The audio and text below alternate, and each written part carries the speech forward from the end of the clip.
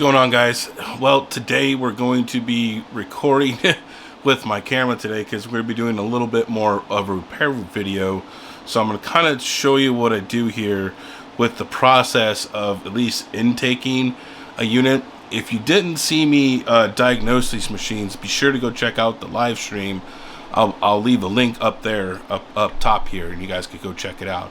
So I did diagnose two machines that I received from a customer. These are Z15s, which everybody's been the hottest thing on the market because they're very, very profitable. Although profitability has been coming down, they are still a pretty decently profitable machine compared to most other machines if you bought them early and cheap, right? So essentially, I diagnosed the machines. Both machines need to get cleaned and repasted. These are used machines. I was selling used Z15s. These aren't particularly from me, but that, you know, I'm still gonna fix them. So the first thing that we got to do is when I look at machines is I'm always gonna be checking the connections, right? So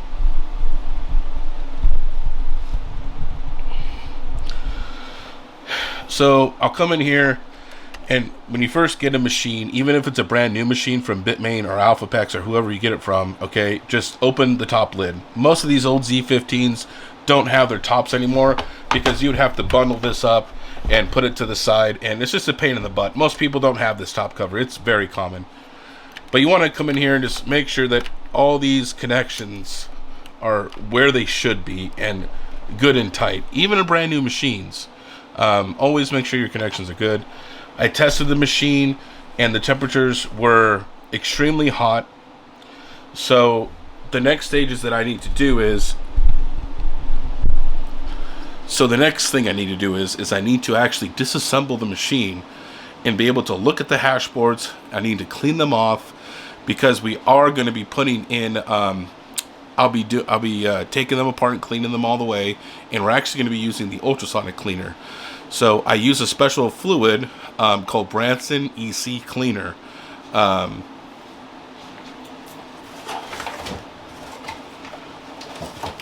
This stuff is pretty expensive. You could buy it in a gallon. You can buy it in gallons, but it's expensive. But I have 4 quarts, which is a gallon. But for some reason, this company sells it only in quarts. It's extremely hard to find. Only a few companies still sell it. But it's a electronic cleaner, okay, and it's the best, okay. It will run you about $40 or so for 1 quart of this stuff, but it is a concentrate. So I did do another here. I'll leave a card up top. It's an older video I did about 2 or 3 years ago about how to use an ultrasonic cleaner. So if you're interested in that, I did use this particular fluid, and you can see me clean some hashboards. So be sure to go check out that video if you're interested in finding out more about ultrasonic cleaners and the fluid. So when I first receive a machine, there's a few things I try to do, and that's going to be one, you know, I inspect the machine, I check the package, I make a notation if the package is damaged in any way, and then I'll take pictures of the machine, I'll diagnose the machine, figure out what's wrong with it. And then I'll scan every barcode because I want to make sure that whatever you sent me is going back to you, because hashboards can get mixed up. It does happen. So we just use a barcode scanner, and I keep track as things come in. I scan everything with the barcode. This way I know that the hashboard that went with, you know, this particular machine goes back in the same machine in case we get like a big order in and things get confusing, right? So we want to make sure we're putting the correct hashboards back in the same machine to get back to the same customer, right?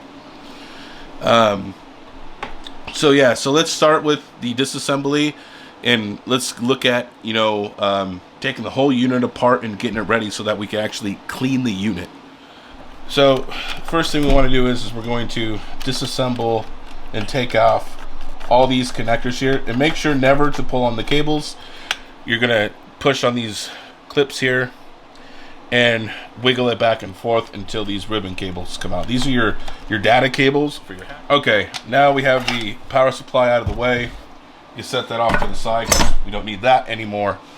And now let's get some of these screws off here. The first, we're gonna take off these screws right here in the front, right here, holding the front plate. Okay, now you can see the control board's out, and you can see the control board. It's not dirty, but it's a little dirty, slightly dirty. So we'll give it a good little cleaning here. So the next thing we're gonna do is we're gonna start taking off these screws here. There's 4 screws, and then there's 3 screws on each side that hold the hashboards in place. So there's 10 screws on the back here. So, okay, now we got this. We got the back plate off here. Now we can get access to our hashboards, and we can start looking at those. Okay. This hashboard has had some major heart surgery, I can tell you that. Okay, you can see that right here, right here, there's jumper wires from here all the way here for this particular power MOSFET here. This looks like they may have had to replace the 5 volt or 3 volt rail that's on here, because you can see right here, it blew a hole through right here. You can actually see a hole in the hashboard. So yes, need to be extremely careful with this one. We may not use the ultrasonic cleaner on this one because he does have some kind of glue or paste here. I'm a little concerned with that. This one I might have to clean by hand, because we don't want to damage any of those fragile connections right there. Go ahead and take a look at this one. This one looks pretty normal. This one looks pretty good. It's slightly dirty, but I don't see anything crazy, any crazy repairs on there.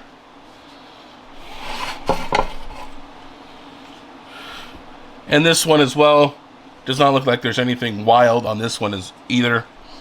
It looks pretty standard to me. I don't see any crazy repairs. Now sometimes they can jump wires on the CPUs here, so I still need to take off all these heat sinks here, but since we have the unit pretty much disassembled here, we're actually going to clean the case of the unit, right? Because we want it to be clean on the inside as well as on the outside.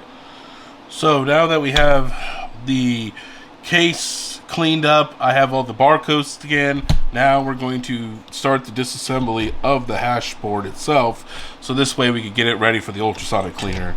We're going to take off the 4 screws in each one of these heat sinks. There's 3 ASIC chips on the Z15, and then you have these heat sinks that go over the MOSFETs. And as you can see here, the thermal paste on this is not even hardly remotely existent. It's a very bad paste job, you can see here. So let's get these other ones off as well. You can see that these are more of a thermal pad, okay? And that's what goes over these MOSFETs right here, down low. So we don't want those pads to get destroyed in there at all, so we need to get those out as well. Now that we got this all kind of disassembled, we're going to take this brush and kind of just loosely go over the entire board. We're going to get away all this dirt around here. Got a lot of dirt buildup. We're going to loosely brush around the components. Not very hard. You don't want to be very hard with this stuff because you can break things. Definitely don't want to do that. But we're just going to loosely brush. Okay, now that we did the plastic brush, let's go ahead and grab our brass brush, and we're really going to work off this thermal paste here. We're going to be real gentle about it. See, it doesn't take I'm barely even holding the brush on there, and it just flakes off. So, really old thermal paste. You don't have to get crazy with it. Just kind of just go over this stuff loosely. Like I said, we're not being too aggressive here. We're just going over everything very loosely. And okay, now that we did that, okay, now we need to get our brush and our rubbing alcohol here, okay, and we're going to brush down the board and try to clean it as much as possible before we put it in the ultrasonic cleaner. Alright, so this board is pretty clean. Now it's essentially ready to get dunked into the ultrasonic cleaner fluid, but I would like to get this other one going, because I believe I could fit 2 at one time. So that's just going to be the next process, is tearing all this down, scrubbing everything, scrubbing heat sinks, you know, cleaning everything down as much as possible. We're not going to run these through the ultrasonic cleaner just because they have these thermal pads on there, and I'm unsure of thickness and, you know, all that stuff. So this I'm just going to gently clean off, and then we'll reapply them. We got this board pretty clean, okay? There is still some nasty stuff up in here, okay? But there's a repair here, and I don't want to mess with it because this is this is borderline. You should not do this. This should be a dead board. There's also 3 power caps that are missing here, and he's gone through the whole board here, and you can see that he even repaired traces on this side. So I scrubbed it as best as I could while being gentle, because I don't want to disturb any of the traces or anything like that. So now we're ready to start applying some thermal paste to this.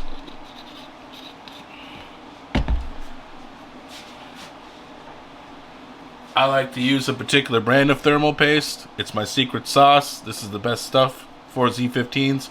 If your Z15's overheating, hit me up. I repaste boards for $100 a board. So I'll clean the whole machine, I'll run it and test it and get you back on the road if your Z15 is having some overheating issues. So let's go ahead, let's get this guy repasted here.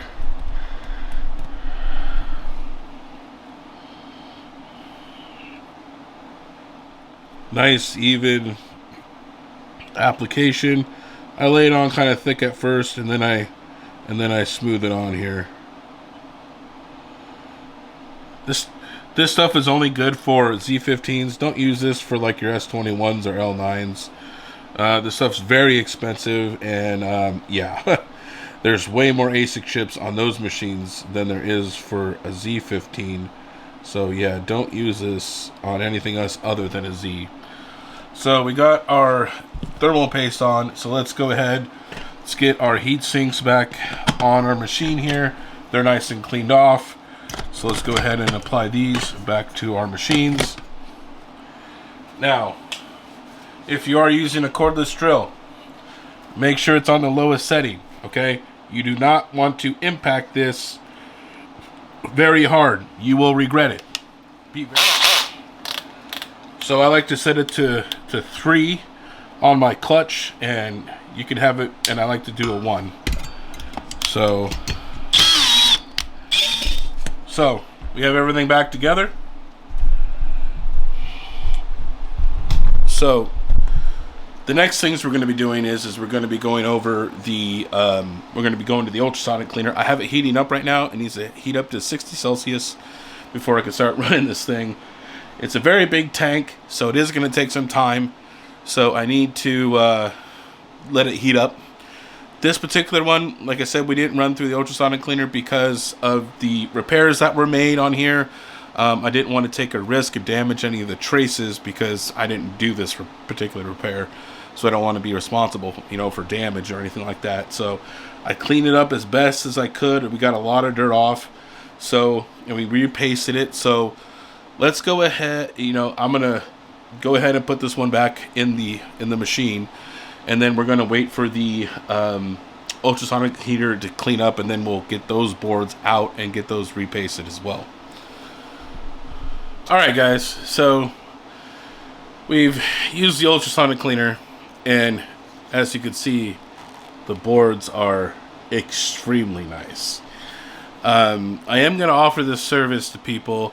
It will be an additional cost, because usually this takes a long time to get through the ultrasonic cleaner, to clean everything, get it down to this type of cleanliness, right? This is essentially brand new for Bitmain, okay? I'll probably be charging like $30 a board to do this. So yeah, if you're interested, let me know. The board's dry, the connections are dry, so we're going to go ahead and repaste these two boards, because we already did the first one that had the previous repair done. So we're gonna repaste all this stuff, get it back in the machine, and let's see if this thing, what it's gonna look like compared to what it was before temperature wise, which is, these things are roughly right around 92 Celsius. Currently mining for 1 day about, so that's very, very hot, on the brink of shutting down at 95C for these. So let's see if we have a better improvement. Okay guys, let's just hurry up and finish this video, I guess. So we have the machine on, it just got on, it just started mining about for 1 minute, you know what I mean, we're just getting it up and going. But I will show you the previous temperatures here, so you can kind of see where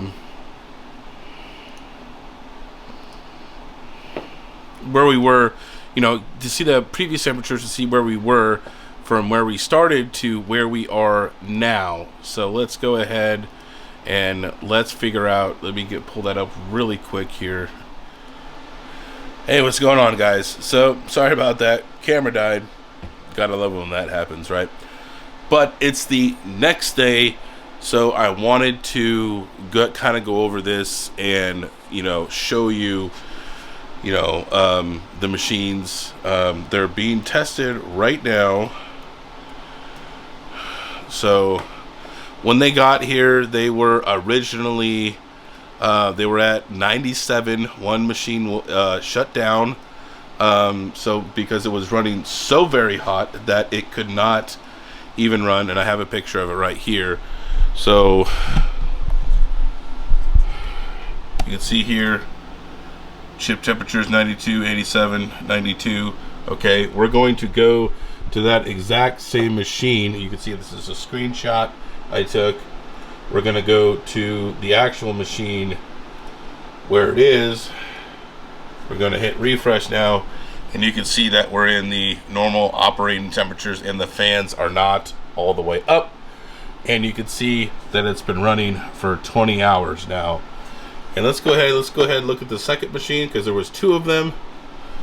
We're running 18 hours, obviously, because I had to work on this, so it took me a little while. But you can see that we have very good temperatures over here as well. So what I do is I get the machines not fully assembled. I still have to attach the front piece and connect the back plate. But essentially I get the machines together enough to test with. And what I'm going to do is typically my rule of thumb is when I'm doing repair work, is we're going to test the machine for 3 days. We want to make sure that there is no downtime, to make sure whatever we fixed worked. Anyways, guys, thanks for hanging out with me. This is the Mountain King. Be sure to check me on the next video. Later, boys.